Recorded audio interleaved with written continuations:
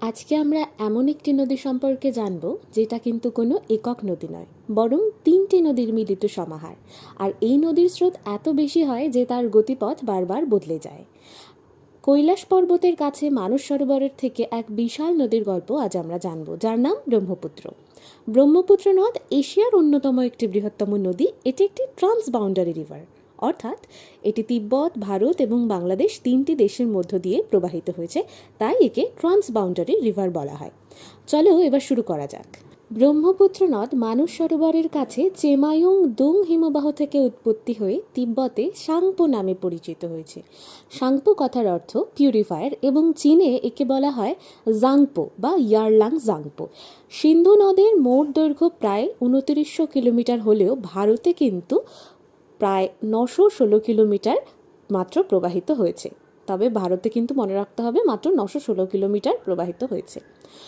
এই নদী পূর্বে নামচা বারোয়ার মধ্য দিয়ে অরুণাচল প্রদেশের পার্বত্য অঞ্চলে সিয়াং এবং অরুণাচল প্রদেশের সমভূমি অঞ্চলে দিহং নামে প্রবাহিত হয়েছে।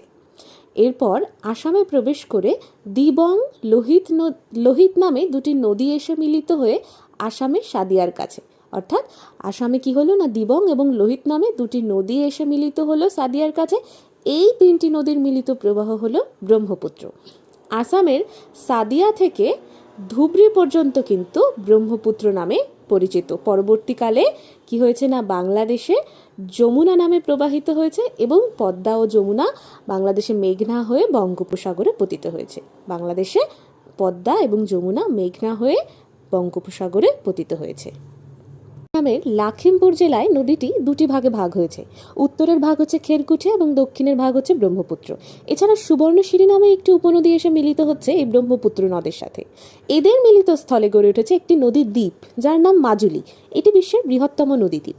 এছাড়া আসামে বন্যার কারণে একে দুঃখের নদী বলা হয়। আর খুব গুরুত্বপূর্ণ, গঙ্গা ব্রহ্মপুত্র বদ্বীপ হচ্ছে পৃথিবীর বৃহত্তম বদ্বীপ। উত্তর পূর্ব দিক থেকে এই নদ পশ্চিম দিকে প্রবাহিত হয়েছে বলে এই নদের উত্তর দিকে যে সমস্ত নদীগুলো রয়েছে তাকে বলা হয় ডান তীরের নদী, এবং দক্ষিণ তীরে যে সমস্ত নদীগুলো রয়েছে তাকে বলা হয় বাম তীরের নদী। এবার তাহলে চলো জানা যাক বাম তীরের নদীগুলো কি কি। বাম তীরের নদীগুলো প্রথমে রয়েছে দিবং, তারপরে রয়েছে লোহিত, তারপর রয়েছে বুড়িডিহিং, তারপর রয়েছে ধানসিঁড়ি, তারপর রয়েছে কপিলি। এছাড়া ডান তীরের নদীর মধ্যে রয়েছে সুবর্ণশিরি, কামেং, মানস, তারপর রয়েছে সংকোশ এবং তিস্তা।